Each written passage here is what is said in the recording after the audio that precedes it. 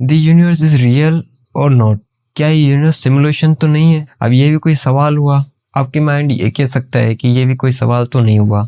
Of course ये universe real है, हर चीज रियल है। हम किसी भी चीज को टच करते हैं, किसी भी चीज को देखते हैं, सुनते हैं, महसूस करते हैं अपने सेंसेस से, तो वो रियल ही है। हमें पेन भी होता है जब चोट लगती है, हम फैसले लेते हैं तो हम कुछ सीखते भी हैं, हम नींद भी करते हैं, उठते भी हैं, इसी यूनिवर्स में काम भी कर रहे होते हैं, इसकी लॉस फॉलो भी कर रहे होते हैं। तो फिर इसमें फेक होने की कौन सी बात आ गई, सिमुलेशन की कौन सी बात आ गई?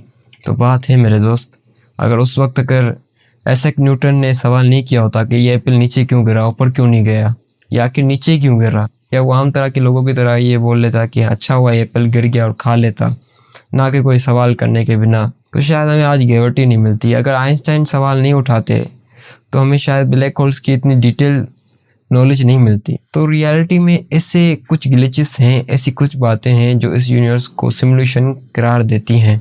ये वर्ल्ड फेक है, ये दुनिया फेक है, बट इसका मतलब ये नहीं कि यूनिवर्स फेक हो। फॉर एग्जाम्पल, अगर एक बॉक्स है और उसके अंदर ये यूनिवर्स है, तो इसका मतलब ये तो नहीं कि यूनिवर्स फेक हुआ। जैसे जिस तरह से आप अगर कोई वीडियो प्ले करते हैं मोबाइल के अंदर या गेम खेलते हैं, तो रियलिटी में वो वीडियो जो हमें शो हो रही होती है वो कुछ पिक्सल से मिलकर बनी होती है। तो रियलिटी में क्या वो वीडियो रियल होती है? जैसे आप अभी मेरी वीडियो ये देख रहे हैं यूट्यूब पे, तो क्या मैं अभी रियल में एग्जिट कर रहा हूँ आपके सामने, या आप वीडियो को देख रहे हैं? तो ये जो वीडियो है ये रियल हुई कि फेक हुई, बात यहाँ पे आती है।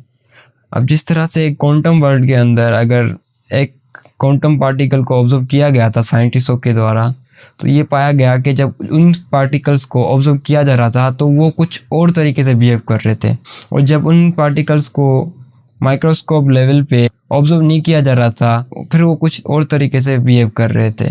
तो ये क्या वर्ल्ड मैट्रिक्स है? जिस तरह हर एटम इलेक्ट्रॉन प्रोटॉन न्यूट्रॉन से मिलकर बनता है, जिस तरह से हमारे ब्रेन में न्यूरॉन्स एक्शन करते हैं उसी वजह से हम सोच पाते हैं, जिस वजह से हमारे न्यूरॉन्स मूवमेंट करते हैं उसी वजह से हम ये देख पाते हैं, चीज़ें ऑब्जर्व कर पाते हैं। तो इसका मतलब ये तो नहीं हुआ कि ये चीज़ें रियल हुई। फॉर एग्जाम्पल, आप कोई ड्रीम देखते हैं और ड्रीम देखते देखते वो जब आप ड्रीम के अंदर होते हैं तो वो चीज़ें आपको रियल लगती हैं, बट अचानक से आपकी आँख खुल जाती है, आप देखते हैं ये तो एक ड्रीम था, बस इसकी तो कोई रियलिटी ही नहीं थी। तो क्या इसका मतलब ये हुआ जिस तक आप ये ड्रीम देख रहे थे तो वो फेक था? उस वक्त तो ये रियल था आपके लिए, बट जिस वक्त आपको ये पता चलता है कि ये सिर्फ एक ड्रीम था तो उस वक्त ये फेक बन गया। बट इमेजिन कीजिए उस ड्रीम को जो उस टाइम पे कितना रियल लग रहा था। उस टाइम पे आपकी सेंसेस भी काम कर रही थी, हत्ता कि बहुत सारी मूवीज में ये दिखाया जाता है कि ड्रीम में आपको पेन नहीं होता, पर रियल में बहुत दफ़ा ऐसे ड्रीम्स ही होते हैं जिसमें आपको पेन हो रहा होता है। जिस तरह के एटम्स में भी फंडामेंटल्स हैं उसी तरह से ये यूनिवर्स भी फंडामेंटल से ही बना है।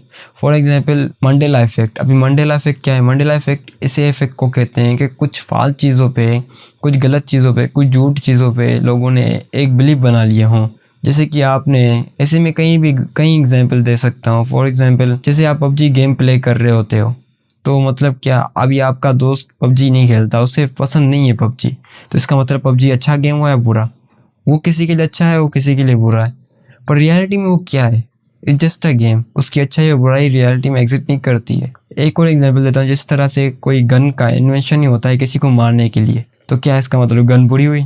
ये तो अभी उसके हिसाब से उसको कैसे यूज किया जाए, बट इसका इन्वेंशन तो फिर भी किसी को मारने के लिए होता है। अब जिस तरह से हमें लगता था कि बस एटम बना है इलेक्ट्रॉन प्रोटॉन न्यूट्रॉन से, पर इससे भी छोटे पार्टिकल क्वार्क्स हैं।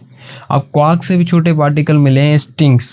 स्टिंग्स जिस तरह से हिलती है, जिस तरह से वाइब्रेट करती हैं, उसी से हमारा यूनिवर्स एग्जिस्ट में आता है, उसी में हमारे यूनिवर्स की रियलिटी बनती है। मतलब स्टिंग्स वाइब्रेट कर रही हैं तभी आप ये बातें सोच पा रहे हैं, स्टिंग्स वाइब्रेट कर रही हैं आप ये वीडियो देख पा रहे हैं, स्टिंग्स वाइब्रेट कर रही हैं तो ये अर्थ घूम रही है, स्टिंग वाइब्रेट कर रही है तो ये सोलर सिस्टम चल रहा है। मतलब हम इस सिमुलेशन की थ्योरी को कैसे झुकलाएं, कैसे बोले कि सिमुलेशन की थ्योरी बिल्कुल गलत है? जैसे डेजा वू एक इफेक्ट है। फॉर एग्जाम्पल, आपको बहुत सारी चीज़ें आपकी लाइफ में ये हुई होंगी जिसमें आपको लग रहा होगा कि ये चीज़ें पहले भी हुई हैं, पर रियलिटी में आप ये जानते हैं कि वो नहीं हुई है, तब भी आपको लग रहा होगा कि वो हुई हैं। तो इसका मतलब क्या आपको साइकोलॉजी डिसऑर्डर है? बहुत सारे लोगों को लगता है कि ये डेजा वू सिर्फ उनसे उन्हीं के साथ हो रहा है, बट रियलिटी में ये कई लोगों के साथ होता है। अब नेचर के कुछ फंडामेंटल लॉस हैं, जैसे ग्रेविटी हो गई, एनर्जी हो गई, हीट हो गई, मैटर हो गया। बट रुकिए, अब डायमेंशंस पे आते हैं। स्ट्रिंग थ्योरी में जैसे डायमेंशन का बात की गई है, तो हम 3D देख सकते हैं, 3D में ही देख सकते हैं, 3 डायमेंशन क्रीचर्स हैं। तो क्या हम 2D को देख सकते हैं? बिल्कुल देख सकते हैं। पर क्या जो 2D डायमेंशन में रह रहे हैं वो हमें देख सकते हैं? बिल्कुल भी नहीं देख सकते।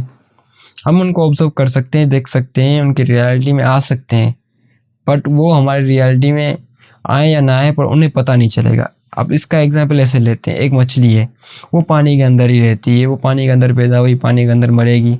तो अगर उसको कोई बताए कि यहाँ से भी एक अलग दुनिया है, जहाँ पे ज़मीन है, जहाँ पे लोग रहते हैं, जहाँ पे बिल्डिंग्स हैं, जहाँ पे कंप्यूटर्स हैं, तो क्या वो इस बात को हजम कर पाएगी? नहीं। के लिए ये इमेजिन करना भी नामुमकिन है, क्योंकि उसकी इंफॉर्मेशन सिर्फ पानी तक ही है। बट अगर उसको निकाला जाए तो उसके लिए एक अलग ही दुनिया होगी। अब जिस तरह के 4 डायमेंशन है, 4 डायमेंशन टाइम को कहा गया है। अब 4 डायमेंशन के अंदर जो क्रीचर रह रहा होगा वो टाइम को ऑब्जर्व कर पाएगा, मतलब वो प्रेजेंट पास्ट में भी जा पाएगा एक हद तक। लेकिन 5th डायमेंशन में वो प्रेजेंट पास्ट में भी जा पाएगा, near present past, present future में भी जा पाएगा, वो टाइमलाइंस भी जा पाएगा। 6th डायमेंशन के अंदर आप ये इमेजिन कीजिए कि आप एक वक्त में 2 अलग अलग काम एक ही वक्त में कर पाएंगे, वो 6th डायमेंशन होगा। तो ऐसा क्यों? हर डायमेंशन के लिए लॉ अलग, हर डायमेंशन के लिए फिजिक्स अलग, हर डायमेंशन के लिए साइंस अलग। तो क्या आपको ये सिमुलेशन नहीं लगता? हमें अपनी कीमती राय कमेंट में ज़रूर दीजिएगा।